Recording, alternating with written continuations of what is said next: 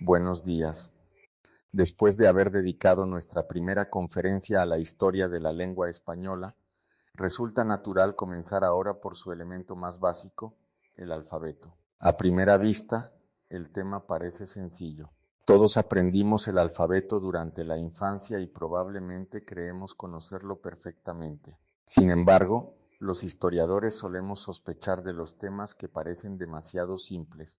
Con frecuencia, aquello que damos por sentado posee una historia mucho más interesante de lo que imaginamos. El alfabeto español es un buen ejemplo.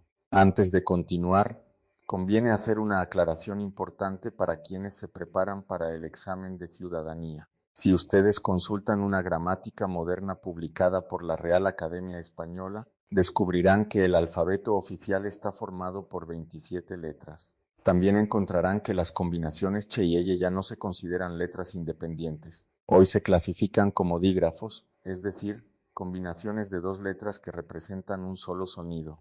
Sin embargo, la guía oficial para el examen de ciudadanía continúa tratándolas de manera separada. ¿Por qué? Porque nuestro propósito no es corregir la guía, sino comprenderla. El examen se basa en el contenido de la guía de estudio. En consecuencia, estudiaremos che y elle exactamente como aparecen allí, aunque también entenderemos cuál es su situación dentro de la ortografía moderna. Saber ambas cosas no constituye una contradicción, simplemente significa comprender que las normas lingüísticas también tienen una historia. Esta observación nos conduce a una pregunta más amplia. ¿Quién decide cuántas letras tiene un idioma? La respuesta sorprende a muchos estudiantes. Nadie las decide de una vez y para siempre. Los alfabetos cambian. A lo largo de la historia, prácticamente todos los sistemas de escritura han sufrido modificaciones. Algunas letras desaparecen, otras aparecen. Algunas cambian de pronunciación, otras dejan de representar sonidos distintos y terminan fusionándose con otras letras. El alfabeto español no constituye una excepción. Sus raíces tampoco se encuentran en España. Como ocurre con buena parte de la civilización occidental, debemos comenzar nuevamente en el mundo antiguo. Los romanos escribían utilizando el alfabeto latino, heredero de alfabetos aún más antiguos desarrollados por etruscos, griegos y fenicios. Ese alfabeto acompañó al Imperio Romano durante siglos y llegó a Hispania junto con las instituciones romanas que estudiamos en la conferencia anterior. Sin embargo, el latín clásico no necesitaba representar exactamente los mismos sonidos que el castellano medieval. A medida que el latín evolucionó hacia las lenguas romances, aparecieron sonidos nuevos. Los escribanos medievales tuvieron que encontrar formas de representarlos. Aquí encontramos uno de los aspectos más interesantes de la escritura española. Las lenguas cambian mucho más rápido que los alfabetos. Cuando una lengua desarrolla un sonido nuevo, normalmente no inventa una letra nueva. Lo más frecuente es que adapte las letras que ya posee. Así nacieron varios de los rasgos característicos del castellano. El caso más conocido es la letra ñ. Muchos estudiantes creen que la ñ fue inventada deliberadamente por algún académico español. No fue así.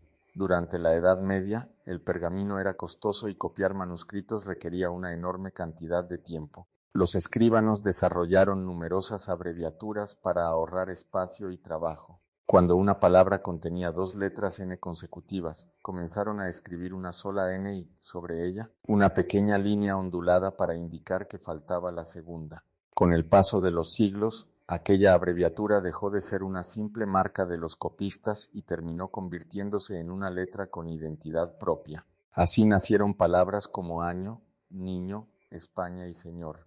La ñ no es simplemente una curiosidad ortográfica. Es uno de los pocos casos en que una lengua convirtió una antigua abreviatura medieval en una letra oficial de su alfabeto.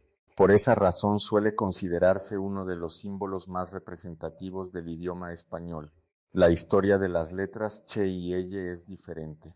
Durante siglos representaron sonidos claramente diferenciados dentro del castellano y los diccionarios las trataron como letras independientes. Si una persona consultaba un diccionario publicado durante buena parte del siglo XX, descubriría que las palabras comenzaban por C, Continuaban con todas las demás palabras iniciadas por esa letra y solamente después aparecían las palabras que comenzaban con che.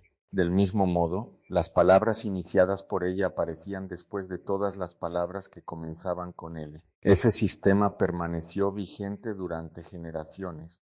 Sin embargo, los lingüistas observaron que tanto che como elle estaban formadas por dos letras ya existentes y que resultaba más práctico adoptar un criterio uniforme para todos los países hispanohablantes.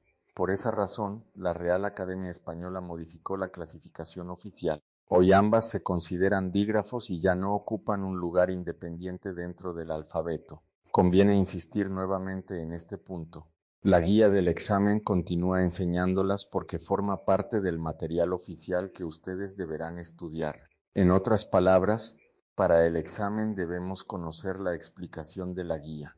Como estudiantes interesados en comprender la historia del idioma, también debemos conocer la explicación moderna. Las dos afirmaciones pueden ser ciertas al mismo tiempo. Otra pregunta interesante es por qué algunas letras aparecen con mucha frecuencia y otras parecen casi extranjeras. Pensemos, por ejemplo, en la letra K. Las palabras patrimoniales del español casi nunca utilizan esta letra. La inmensa mayoría procede de préstamos recientes como kilómetro, kilogramo, kayak o kiwi. Algo parecido ocurre con la letra W. El castellano medieval prácticamente no la utilizaba. La mayor parte de las palabras escritas con W llegaron mucho después desde otras lenguas, especialmente del inglés y del alemán. En cambio, letras como la A, la E, la O, la N o la S aparecen constantemente porque forman parte del núcleo histórico del idioma desde sus orígenes latinos. El alfabeto, por tanto, también conserva huellas de la historia. Cada letra cuenta una pequeña parte de la evolución del castellano. Algunas proceden directamente del latín. Otras reflejan la creatividad de los escribanos medievales. Otras nos recuerdan la influencia de lenguas extranjeras. Incluso la organización del alfabeto ha cambiado con el tiempo. Todo ello nos conduce a una conclusión que trasciende el propio examen de ciudadanía. Con frecuencia pensamos que una lengua consiste únicamente en palabras. En realidad, una lengua también posee una historia material. Sus letras, sus signos, sus reglas ortográficas, sus diccionarios, sus gramáticas. Todos ellos reflejan decisiones tomadas por generaciones anteriores para facilitar la comunicación escrita. Cuando hoy escribimos una simple palabra como Colombia, estamos utilizando un sistema de escritura cuya historia comenzó hace más de 2000 años y que ha pasado por Roma, los monasterios medievales, las primeras imprentas, la Real Academia Española y, finalmente, las escuelas colombianas donde millones de niños aprenden cada año el mismo alfabeto. Ese recorrido histórico explica por qué el estudio del alfabeto merece algo más que una simple memorización. Cada una de sus letras representa una pequeña parte de la historia de la lengua española. Y esa historia, como hemos visto, es también parte de la historia de Colombia.